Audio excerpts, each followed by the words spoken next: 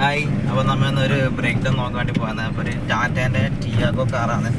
അപ്പോൾ വണ്ടി കുറച്ച് എന്താ പറയുക, ഒരു കിലോമീറ്റർ വണ്ടി, 1 കിലോമീറ്റർ അല്ല, കുറച്ച് വണ്ടി ഓടി. പിന്നെ മിസ്സിങ് ആയിട്ട് വണ്ടി നിന്നത് കസ്റ്റമർ കംപ്ലയിൻറ്റ് പറഞ്ഞത്. അപ്പോൾ നമുക്ക് ദിവസം വരെ പോയിട്ട് നോക്കാം എന്താ കംപ്ലയിൻ്റ് എന്ന്. മിക്കവാറും വെള്ളം കയറിയതാവാനാണ് ചാൻസ്.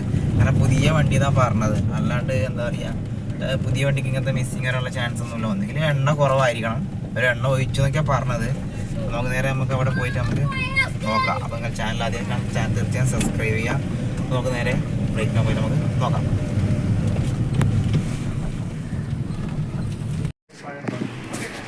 ഇപ്പം നമ്മളിവിടെ എത്തിയിട്ടുണ്ട്. അപ്പോൾ കസ്റ്റമർ പറഞ്ഞു വെച്ചാൽ ഞാൻ എണ്ണ കുറവാന്ന് വിചാരിച്ചിട്ട് വീണ്ടും എണ്ണ ഒഴിക്കാൻ വേണ്ടിയിട്ട് പെട്രോൾ ലിഡ് തുറന്നതിന് ശേഷം ഇതുപോലെയാണ് കണ്ടത്. അതായത് പെട്രോൾ പമ്പുകാർ തന്ന പണിയാണിത്. ലിഡ് ഓപ്പൺ ചെയ്തതിന് ശേഷം നമുക്ക് കാണാം. ഇതുപോലെ ഞാൻ ഇപ്പം ജസ്റ്റ് വെച്ച് കാണിച്ചു തന്നെയാണ്. കസ്റ്റമർ ഇതുപോലെ എനിക്ക് കാണിച്ചു തന്നത്. പെട്രോളിൻ്റെ ക്യാപ്പ് ഇതേപോലെ വെച്ചിട്ട് അടക്കാൻ വേണ്ടി മറന്നുപോയി. നല്ല മഴയത്ത് എന്തായി, ഇതിലൂടെ വെള്ളം ഇറങ്ങിയിട്ട് ടാങ്കിലേക്ക് വെള്ളം കയറി. അപ്പോൾ നമ്മൾ ഫസ്റ്റ് ചെയ്യുന്നത് വെച്ചാൽ നമുക്ക് ടാങ്ക് ഒന്ന് ക്ലീൻ ചെയ്യണം.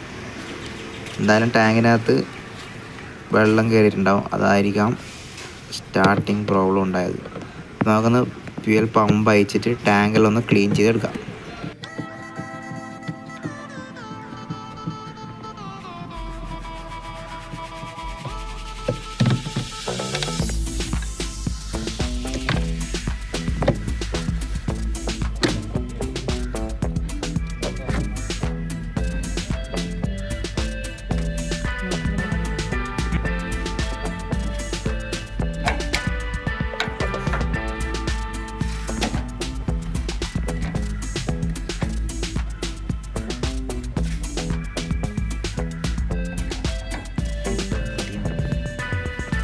ക്ലിപ്പ് പൊട്ടിയിരുന്നോ?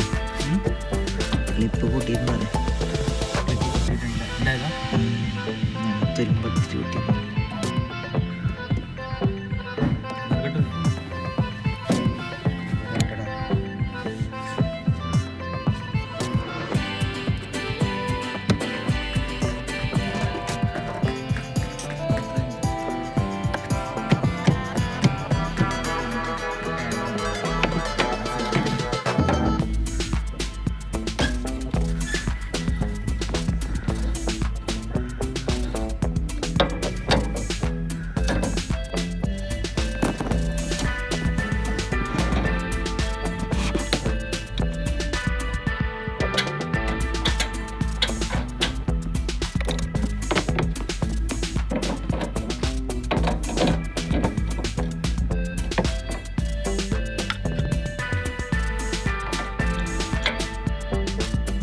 ഒരു പ്ലാസ്റ്റിക്കിൻ്റെ കവർ പൊട്ട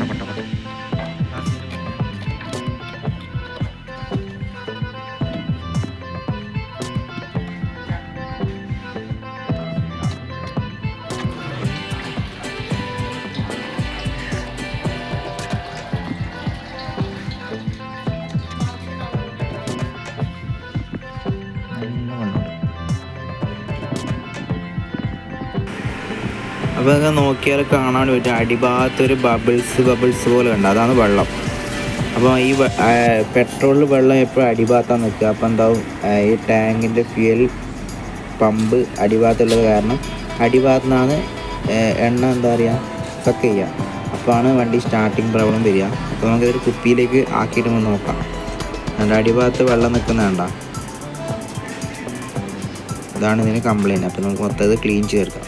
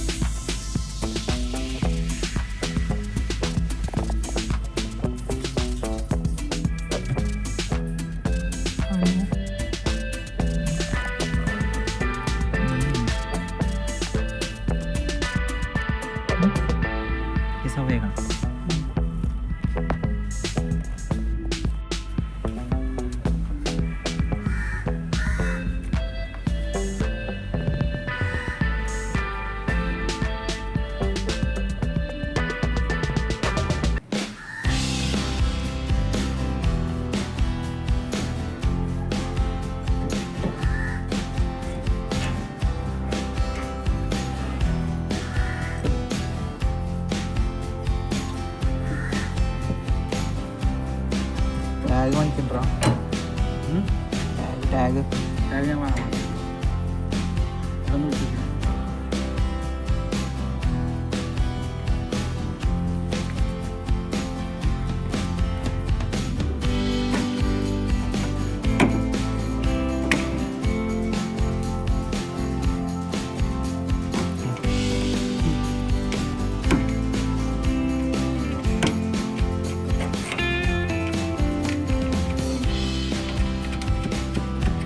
പാടില്ല.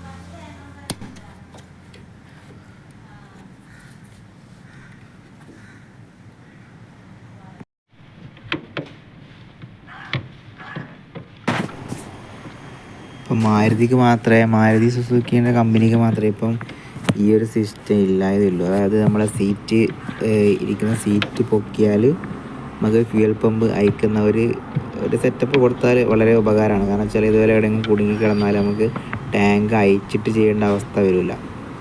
എന്നാലും ഇതേപോലത്തെ ഒരു സെറ്റപ്പ് കൊടുക്കുന്നത് അത്രയും നല്ലതാണ്. കാരണം മെക്കാനിക്കിനെ സംബന്ധിച്ചോളം അത്രയും നല്ല കാര്യമാണ്.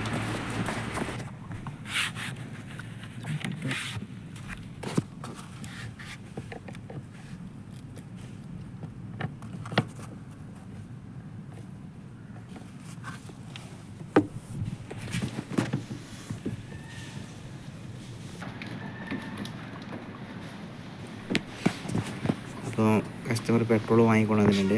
അപ്പോൾ 4-5 ലിറ്റർ പെട്രോൾ ഒഴിച്ചതിന് ശേഷം നമുക്ക് ഇഞ്ചക്ടറിലേക്ക് വരുന്ന ലൈനൊന്ന് അയച്ചിട്ടൊന്ന് ക്ലീൻ ചെയ്യണം. പോലെ ആയിക്കോട്ടെ.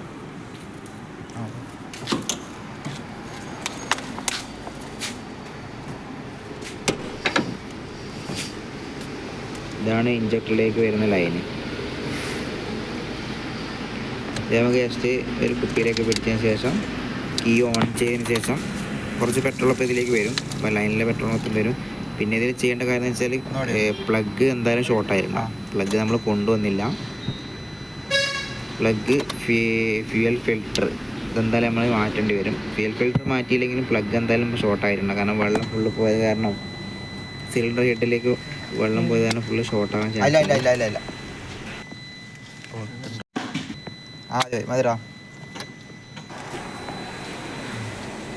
അപ്പോൾ നമുക്ക് ഇതിന് പ്ലഗ് മാറ്റണം. പ്ലഗ് എന്തായാലും നമ്മൾ കൊണ്ടുവന്നില്ല. നമ്മൾ ഷോപ്പിൽ പോയി എടുത്തൊന്ന് കൊണ്ടുവരണം. പ്ലഗ് ഇപ്പോൾ നമ്മൾ മാറ്റിയിട്ടുണ്ട്. ഫിൽറ്റർ നമ്മൾ ജസ്റ്റ് ക്ലീൻ ചെയ്ത് മാത്രമേ ഉള്ളൂ. വണ്ടി ഇപ്പോൾ നോർമൽ സ്റ്റാർട്ടിംഗ് ആണ്. വൈബ്രേഷൻ ഇപ്പോൾ ഓൾറെഡി ഉള്ളതാണ്. അപ്പോൾ എല്ലാവരും ശ്രദ്ധിക്കുക. അപ്പം വീഡിയോ ഇഷ്ടപ്പെട്ട വീഡിയോ ലൈക്ക് ചെയ്യുക, ചാനൽ സബ്സ്ക്രൈബ് ചെയ്യുക. അപ്പോൾ അടുത്ത വീഡിയോ കാണാൻ ബൈ.